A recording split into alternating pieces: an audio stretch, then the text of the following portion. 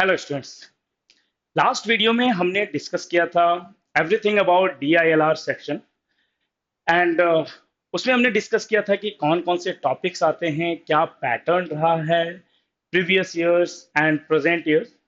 And today we are going to discuss about best strategy for DILR section with with the help of which you can score 99 plus percentile in this section. So I'm just going to start with a few puzzles, very interesting puzzle. Now you can see there is a question on your screen.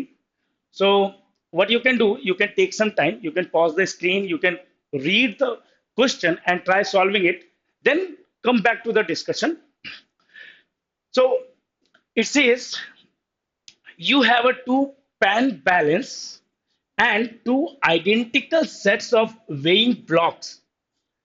Each set has three weighing blocks of weights M and P, where M and P are different positive integers. Find the maximum value of W if it is known that all the integral weights from 1 to W can be measured by using the two pen balance. This one is the two pen balance, and the two sets of weighing blocks where blocks can be put on both the pans. So what do we know? We have two identical sets of weighing blocks. Each has three weighing blocks. So let's say this is one, and we have M, N, and P. These three blocks. There is another set of blocks which has similar blocks like M, N, and P. Now, using these blocks, we need to weight maximum weight that is possible. And it also says that the weighing blocks can be put in both the pans. So where do we start? What should be the maximum value of W which can be weighed, including 1, 2, 3, all the weights till W using these six weights M, N, and P? Where do we start with such kind of puzzle? Now this is very interesting. So all of these are integral values, right? So what do we need first? We need to weigh 1 kg. So one of these blocks must be 1 kg, right? So let's start with 1. So we have 1 kg and 1 kg. We have two blocks of 1 kg. We should be able to weigh 1 kg and then 2 kg also. Now we are able to weigh 1 kg and 2 kg. Now we need to weigh 3 kg. So for that, do we need 3 kg block? Do we think about that? We can put these 2 kg in one, and there could be another weight which is known as N that we can put on next one, and we should be able to weigh 3 kg. मतलब ऐसा हो सकता है क्योंकि दोनों pan हम use कर सकते हैं. So what we can do, we can put 1 kg here, also 1 kg here, and then n kg here, and then we should be able to weigh 3 kg. What should be the value of n? It's very easy.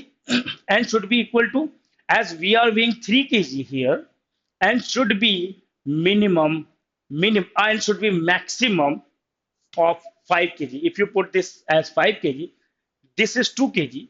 5 kg minus 2 kg equals to 3 kg. So n must be 3 kg. So now we have two identical weights of 3 kg. Now using these four weights, we can weigh everything till 4 plus 4, 8 kg. We can weigh 1 kg, 2 kg, 3 kg, 4 kg, 5 kg. This is not 3 kg. This should be, one second, this should be 5 kg, right? So this is 5 kg. This is also 5 kg. Now, with the help of these four weights, we should be able to weigh till 12 kg. I have just shown you guys कैसे हमें 3 kg wait करना है. 4 kg हम wait कर सकते हैं, 5 kg यहाँ पे रख के, 1 kg यहाँ पे रख के.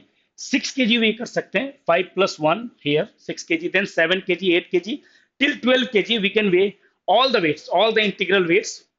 Now what do we need to weigh? Next is 13 kg. We need to weigh 13 kg. So using 13 kg, now again we will have to use 12 kg here. We can use these 12 kg here. We should be using P here so that we should be able to weigh 13 kg। अब ये 13 kg कैसे वे कर सकते हैं? 12 यहाँ है, P की value कितनी होगी मैक्सिमम? देखो हम 13 ले सकते हैं पी की value, but that is not required. We can take 14, 15, 16, but at max we can take P as 25 kg. Why? We need to weigh 13 kg. We already have 12 kg. If this is 25, 25 minus 12 is 13. We are able to weigh 13. A similar way, we will be able to weigh 14 kg, 15 kg, and so on till. So next weight will be 25, and this will also be 25. So using this, what's the total value? This is 31 kg in total. So 31 into 2, 62 kg. This will be the value of W here.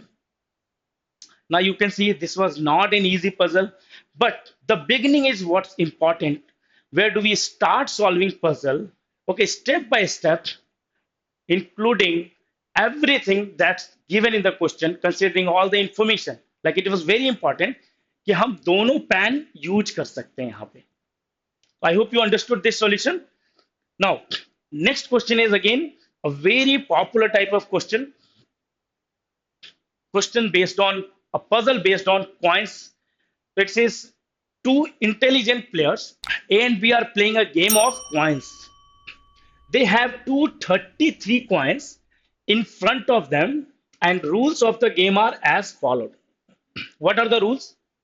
So it says a player must pick one, two, or three coins in his or her turn. Then whoever picks last coins wins the game. Now it says if it is A's turn, then how many coins he or she should pick to ensure his win. So there are 233 coins. You can pick only one coin or two coin or three coin. And you will have to pick one of those numbers. Okay.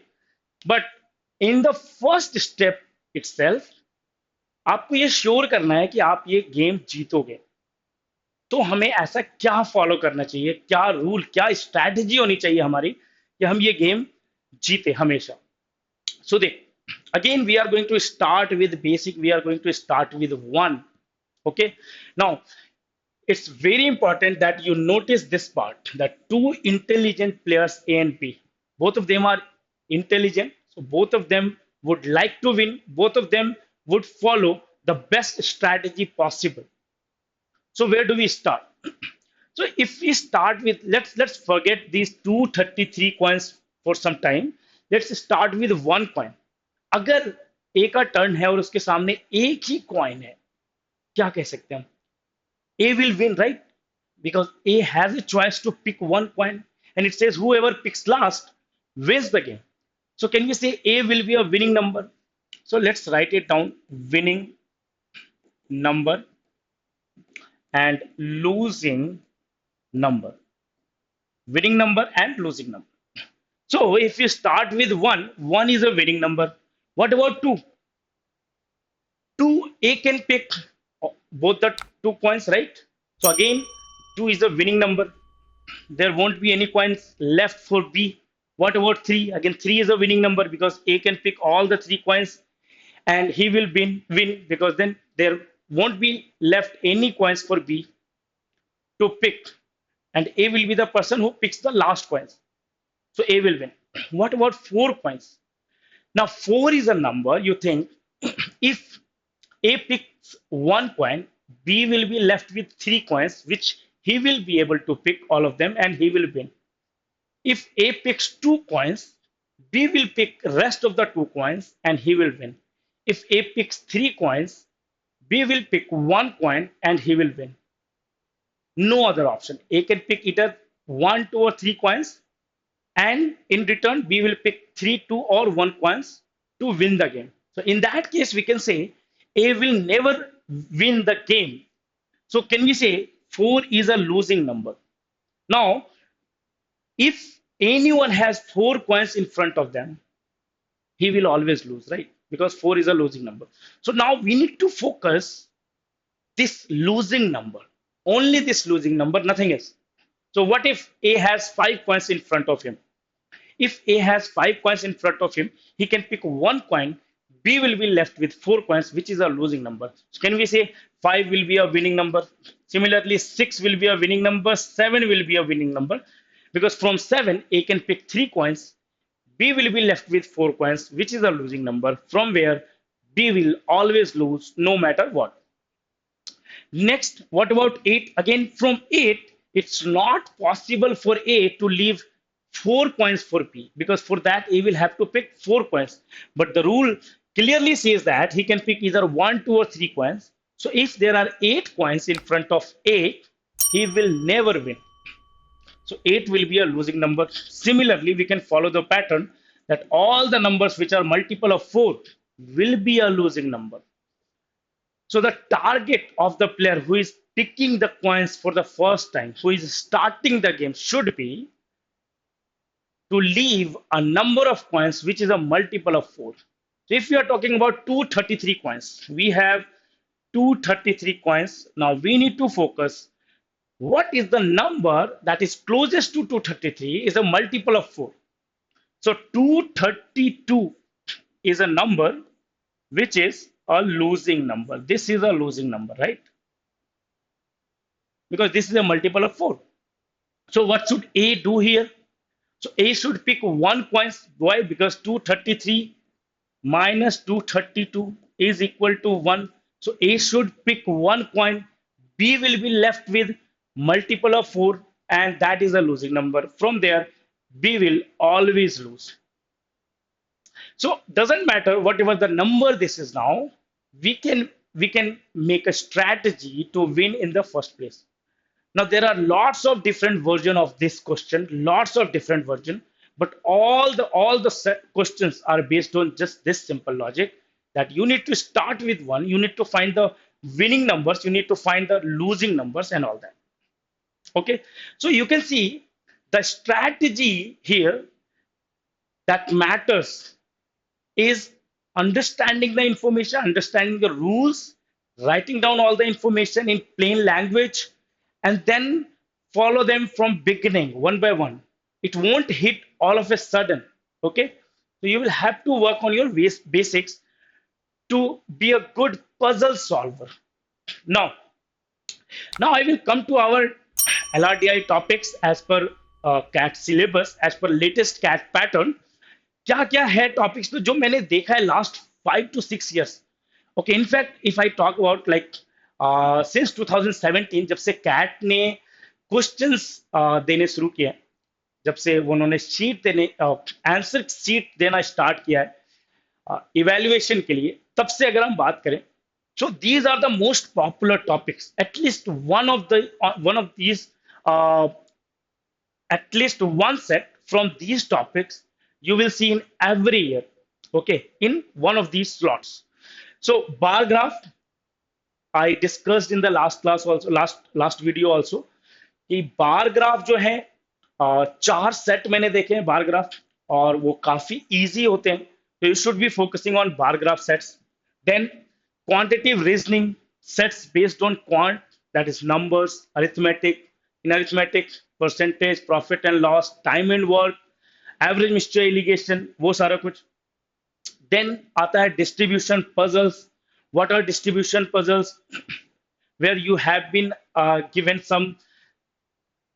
some subjects, like there are some people coming from some different cities and they have different food preference, they have different color preference and whatever. Okay, so what you need to do in these type of sets is you need to make a proper table, okay, and then you need to put those information in these type of information. There you will find mostly 3 type of information: positive statements, negative statements and general statement. You should know how you can use those statements as per your use, as per your convenience, so that you don't have any kind of problem filling those tables and read all the statements again and again. So you need a good practice of this one. Then comes games, tournaments, Venn diagram, routes and networks. All of these are equally important. All of these topics has been seen in last 6 to 7 years in CAT. So you should be focusing on these. Games and tournaments is not all about you can say football or cricket only or hockey only. You should be focusing on sets based on other sports also. like जैसे कि इस बार last year cat 2022 में एक javelin throw आया था। Javelin throw best like Olympic games based आया था एक सेट। उसके अलावा फिर एक और आया था जिसमें कुछ रुपीस का गेम था। People were distributing money to each other. तो अलग अलग टाइप के सेट सॉल्व करना जरूरी है गेम्स एंड टूर्नामेंट्स में। Then comes Venn diagram. Venn diagram में दो अलग अलग तरह के सेट्स आपको देखने को मिल सकते हैं। One is 3 set Venn diagram, one is 4 set Venn diagram. 3 set Venn diagrams could be a little difficult than 4 set Venn diagram, because in 4 set Venn diagram there are a total of 15 to 16 variables. So what you need is lots of information. तो उन lots of information को देने के लिए बहुत सारे statements given होते हैं, तो सेट्स ऑलरेडी काफी लेंदी हुआ रहता है। तो उसके डिफिकल्टी लेवल बहुत ज्यादा नहीं देते हैं कैट में, क्योंकि वो ऑलरेडी काफी टाइम टेकिंग हो जाता है। But be assured that those 4 sets Venn diagram questions will be very easy. So you should be attempting, if you see 4 set Venn diagram, you can start with that set in exam.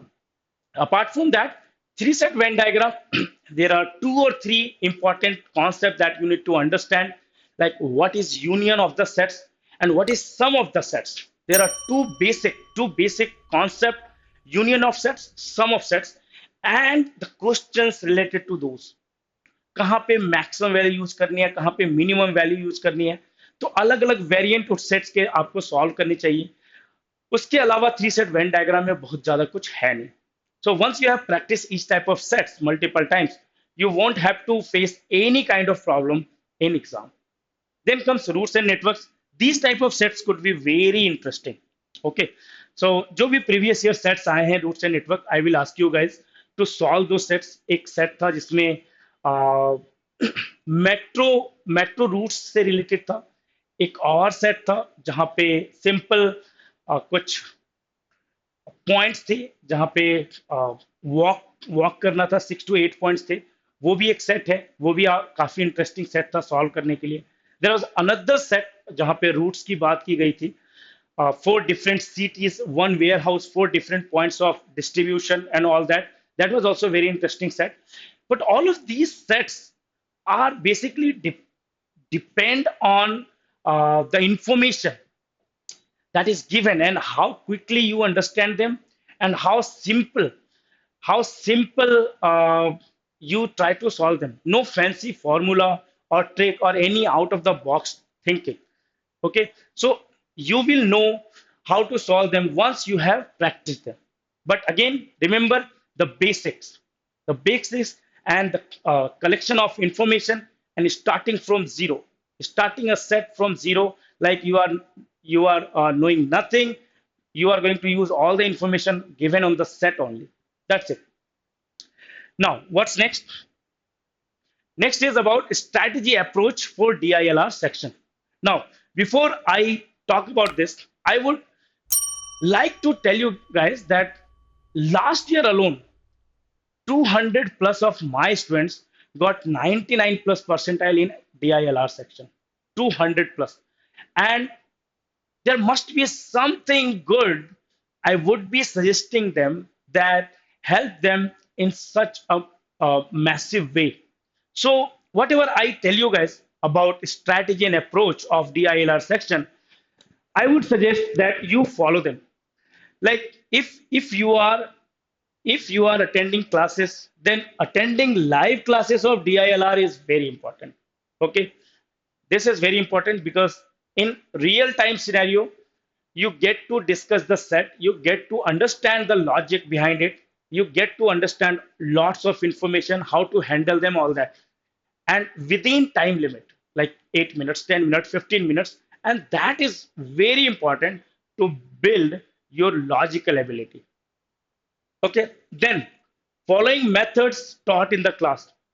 अब इसका क्या होता है कि हम class तो कर रहे होते हैं, बट जो मेथड डिस्कस किया जा रहा है वो हम ज्यादा फॉलो करने की कोशिश नहीं करते। जो हमारा अपना मेथड है हम वो फॉलो करने की कोशिश करते हैं, which is definitely wrong. If you are getting help from somewhere, let it be personal coaching or a proper coaching, so you should rely on that. You should stick to the methods that is being taught in the class. अगर वो effective हो रहा है तो okay, अगर effective हो रहा है, you should be sticking to those methods, and that will be very helpful in long run. Then comes regular practice, which is of course very very necessary. Apart from that, keep writing sectional test of DILR. Then this is also a very good thing to revisiting sets that you have already solved, because after some time when you revisit a set that you have solved, you will see that you have a better approach to solve that set. You are solving that set in lesser time, and that will help you in next sets which you have never seen to tackle in the similar manner. कि अच्छा, ऐसा last set जो मैंने किया था, first time में ये गलतियां की थी, फर्स्ट टाइम मैंने टेबल क्रिएट नहीं किया था, सेकेंड टाइम मैंने मुझे पता था कि टेबल क्रिएट होगा, तो उससे काफी इजी हो गया सॉल्व करना। फर्स्ट टाइम मैंने डेटा को एक मैनर्ड वे में अपने लैंग्वेज में नहीं लिखने की बजाय बार बार सेट में दिया हुआ इंफॉर्मेशन ही मैं पढ़ रहा था, तो वो बहुत ज्यादा हेल्पफुल नहीं था। तो next time whenever you are solving a set, you will get idea from previous sets कि how to tackle new set and new type of information. Apart from this, you should be getting regular advice from your faculties, okay, कि कितने marks आ रहे हैं, क्यों आ रहे हैं, कितना कम आ रहा है, क्या कर सकते हैं हम इम्प्रूव करने के लिए, ये सारा कुछ। Faculties have lots of experience handling those type of sets, and they have been teaching students for a long time, so that is definitely helpful. So keep in touch with your faculties, okay? So be somewhere where you can have some personalized attention, where you can talk to faculties one on one, okay, and get your doubts, get your queries resolved on daily basis. Next, importance and strategy of mocks. So importance you already know, किसी भी exam के preparation के लिए सबसे important part है कि आप उसके मॉक टेस्ट लिखो। Once you are done with 50-60% of your syllabus, you can start writing mocks. Even if you are not done with 50-60%, initially you can start writing mocks just to get the feel of the interface, just to get the feel of those 2 hours and 3 sections, the rules set by CAT and all that. So initially you should be writing 4 or 5 mock tests just to get the experience of the mock test for future. Okay. Apart from that, मॉक्स कितने लिखने चाहिए ये भी बहुत important है कि कितने मॉक्स हमें, काफी सारे स्टूडेंट्स सोचते हैं कि मैं 50 मॉक्स लिखूं, 40 मॉक्स लिखूं, 20 मॉक्स लिखूं। Then again you will get it from somewhere that they have solved only like 5 mocks or 10 mocks and they got a good result. ऐसा कैसे होता है? So instead of writing mocks and mocks and mocks just after 2 days, 3 days, what you should do once you have written a mock, you should analyze that mock, every question, every set, and you should check the solution. If there is a text solution, check the text solution step by step, check the video solution step by step, and learn कि आपने ऐसा क्या किया था कि 20 minutes लगे और solution में ऐसा क्या है जिसकी वजह से 8 मिनट में ही सॉल्व हो रहा है ना? बहुत सारे स्टेप्स ऐसे होते हैं जो अननेसेसरी हम यूज करते हैं, बहुत सारे इंफॉर्मेशन ऐसे होते हैं जिसकी कोई जरूरत नहीं होती। सो वो सारा कुछ आपको सीखने की जरूरत है। So instead of just writing मॉक्स, checking the scores, and then practicing more sets, what you should do, if you are writing a mock, just analyze it. So for a mock, if there is a 40-minute section time for DILR, it should at least 90 to 100 minutes to analyze that section later, because that will give you a correct insight कि आपने क्या किया था mock के time और करना क्या था, आपने कहाँ टाइम वेस्ट किया और कहाँ नहीं करना था। So it doesn't matter if you are writing 20 mocks, 40 mocks, 30 mocks or 10 mocks. What I will ask you guys, that you should be analyzing each and every mock, every set one by one. Okay, and then you will see that you don't need to write 40-50 mocks. What you need to write, is a limited number of marks with good analysis. All right. So that's it. I hope this session was helpful to you guys. If you have any question, just let me know in the comments. If you have any queries, you can ask me there. Okay. And if you like the videos, if it was any helpful, then like the video, subscribe to the channel. Thank you guys. Bye bye. I will come back with best strategy for quantitative aptitude section very soon. Thank you.